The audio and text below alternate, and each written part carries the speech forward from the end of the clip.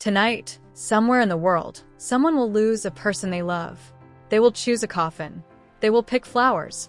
They will stand in black clothes while others say kind, careful things. It feels ancient. It feels like it has always been this way. But the real answer is far stranger.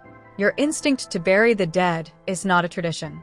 It is not even fully human. Long before writing, before agriculture, before cities, something in your ancestors already refused to simply walk away from a body. Why would a species built for survival waste time, energy, and safety on the dead? Go back 100,000 years. A small group of early Homo sapiens moves across the land. Life is short. Every hour matters. Predators are close. And yet, at a place called Kafsa, in what is now Israel, archaeologists found something that should not make sense. Bodies, deliberately placed in pits. Not discarded. Not left. Arranged. One skeleton was found with deer antlers positioned in its hands. Someone chose that.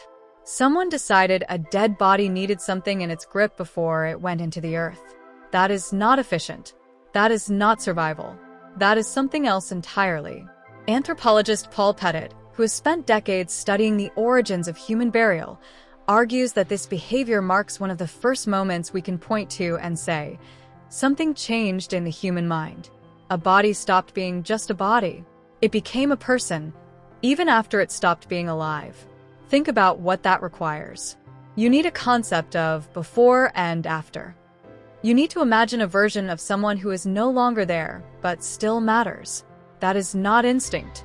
That is imagination reaching into a space where there is nothing to see and nothing to touch. Neanderthals may have done this too. At Shanidar Cave in Iraq, researchers found a Neanderthal skeleton surrounded by clusters of pollen, first documented by Ralph Seletsky in the 1960s. For years, this was told as the story of the flower burial, a Neanderthal laid to rest with wildflowers. Later research complicated that picture. Some pollen may have come from burrowing bees, not human hands. Science corrected itself, as it should. But here is what did not get erased. The body itself was still positioned deliberately, still placed with intention. Even without the flowers, someone made a choice about how this person would lie in the ground. Even the more cautious interpretation still points to the same strange truth. Something about death demanded a response. Why would evolution favor this? A grieving group is a distracted group. A group standing still around a body is a group vulnerable to attack, exposed to disease, wasting calories it cannot spare. If nature only rewards survival, burial should have died out. Instead, it spread. It deepened. It became universal.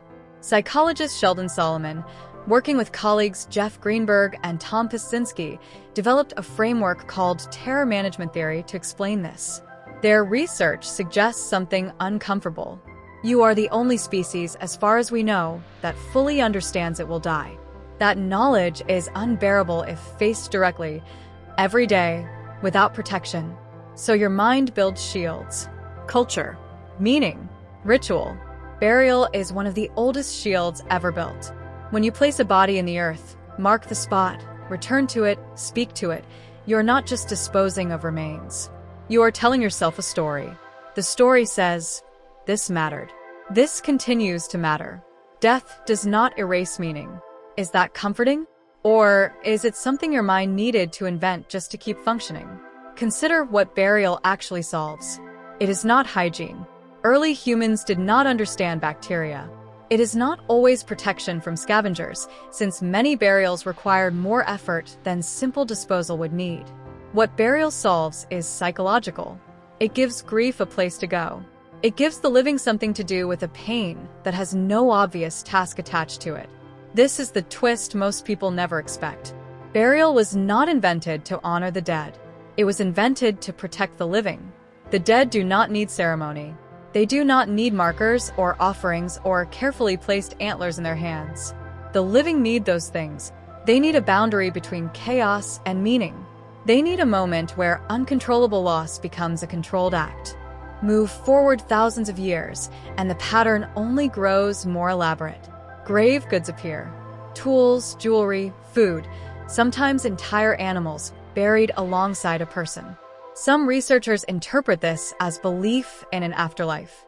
Others see something simpler, a refusal to let go all at once. Either way, the message is the same. Death was never treated as an ending. It was treated as a transition that still required care. By the time you reach ancient Egypt, this instinct has become an entire civilization's obsession. Mummification, elaborate tombs, written spells meant to guide a soul through danger. It looks excessive from a distance, but strip away the gold and the myths, and you find the same root behavior seen in that grave in Kafsa. Someone did not want to just let a body disappear into nothing. Now think about your own life. You do not build tombs. You do not mummify anyone, but you still light a candle. You still keep a photo on a shelf. You still return to a certain date every year, quietly, sometimes without telling anyone why. You still feel a pull to visit a grave, even though the person buried there cannot know you came. That pull is not modern. That pull is not even really yours alone. It is 100,000 years old, passed down not through instruction, but through something built into how your brain processes loss and meaning. Here is the uncomfortable part. If burial exists to manage the terror of knowing you will die, then every time you attend a funeral, every time you visit a memorial, every time you pause at a grave, you are participating in one of the oldest psychological defense systems your species has ever built. You are not just mourning one person. You are quietly reassuring yourself that death does not mean disappearance. Does that make grief less real? No. If anything, it makes it more human in the most literal sense of that word. You grieve elaborately because your ancestors grieved elaborately.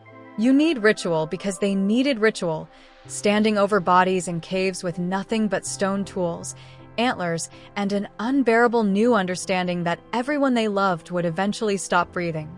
There is something almost tender in that continuity.